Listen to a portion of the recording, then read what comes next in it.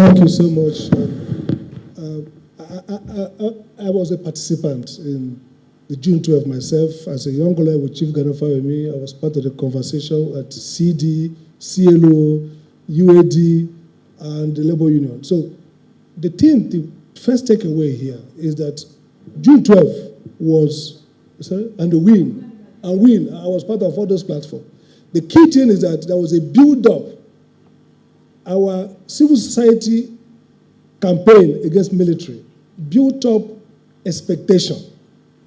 So public trust builds up.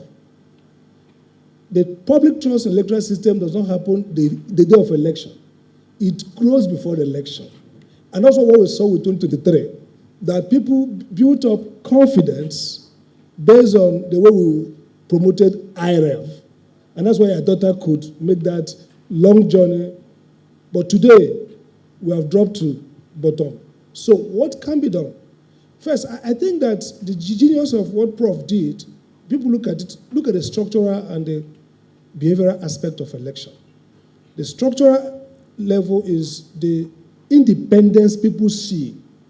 And that's why we talk about separation of the regulator from the executive.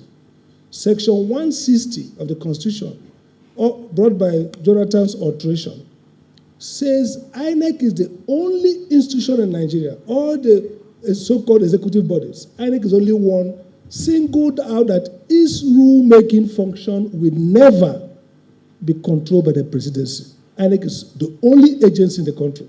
Why? Because there must be manifest separation between INEC and the presidency, the executive.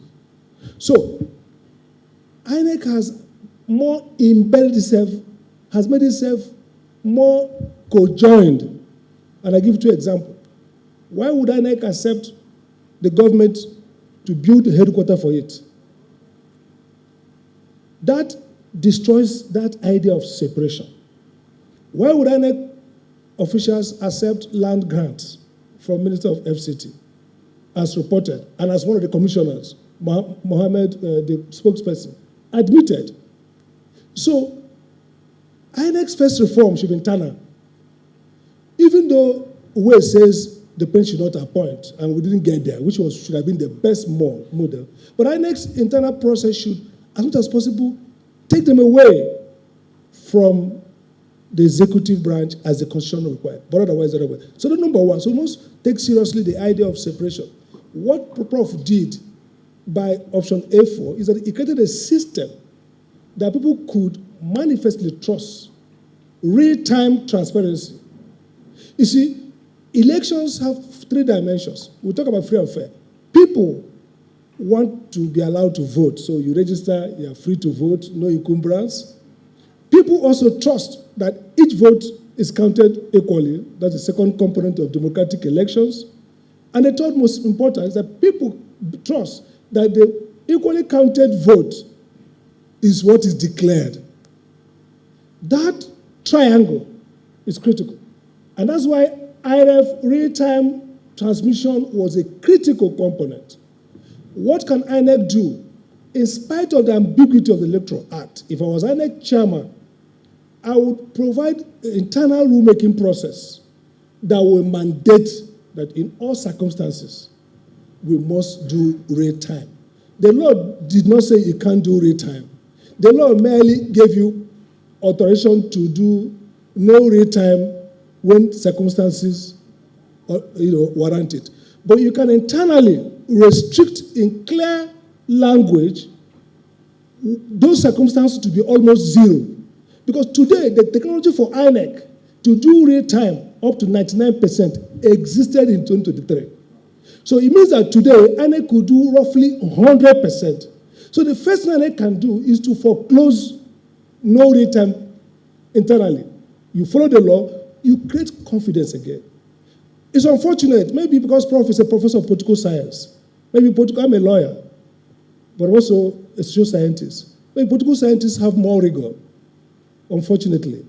What the current chairman is doing, the professor of law, it does not in any way suggest you understand the process of building confidence in election.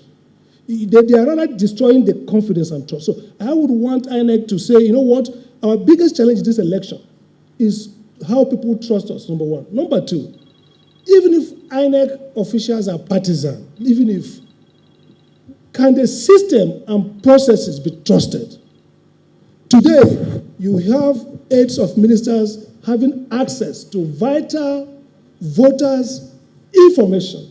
So, two dimensions, structural and behavioral in election integrity. How can you trust, even if I don't trust you as a personnel, can I trust your process? Are there structural constraints to misbehavior? So today, the biggest challenge for INEC is to allow an international, non-partisan professional audit and certification of its process, so that we know that when INEC talk about a voter register, we can trust it. When INEC talk about beavers, we can trust it. There should be a demonstration, because INEC is now, unfortunately, riding under a heavy storm of distrust. But society is dynamic and we keep moving. I think I would like to see transformation arises from three things: institution, policy, and governance. That triangle.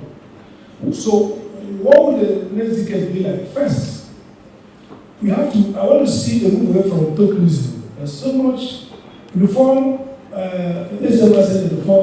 Parliament is the graveyard of reform. I would say tokenism is actually the disease that is the meaning. We're trying to fit in models that don't have grounding. Now, in a place like Capovadi, for example, they vote with cowries, okay? You throw the cowrie.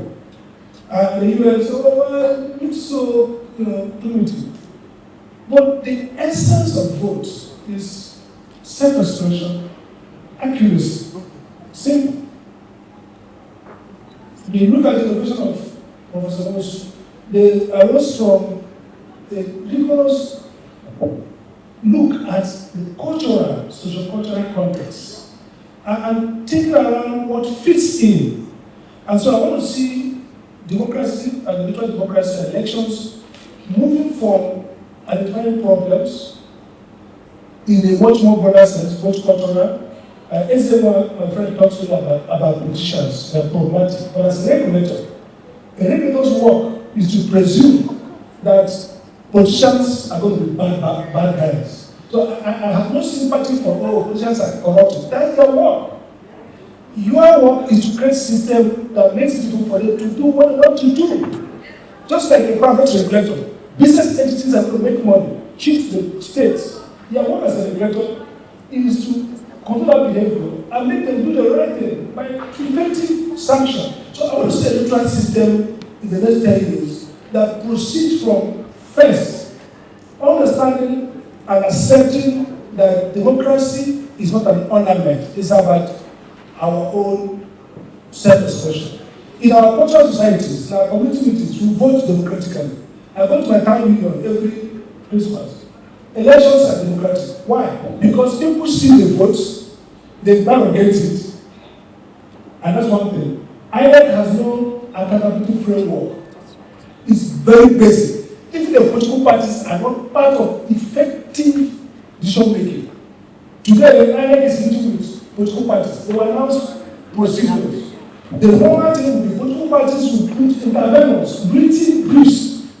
The reason why we have INEC commissioners that they should be sitting like a presiding court, hearing petitions and voting, and they publish their votes.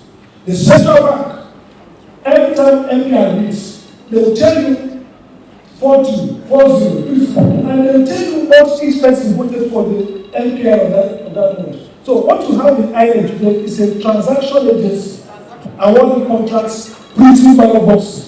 We need to have a regulator whose procedures are standardized and whose procedures allows for effective intervention and tracking of everything. So when there's a vote, we know what this privilege is, and we can all have access to the server and know exactly what votes are imputed, when and how.